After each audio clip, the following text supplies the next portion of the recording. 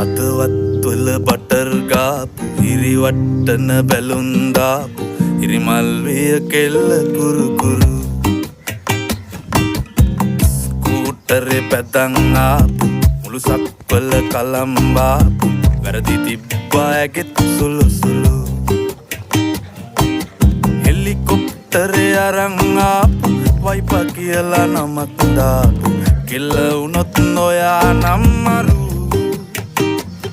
ඔය අතින් හදපු සම්බාර එක කණ්ඩ සම්බාසෝ කැමති වෙයිද ඔයාලගේ මුරු කැමති වෙයිද ඔයාලගේ මුරු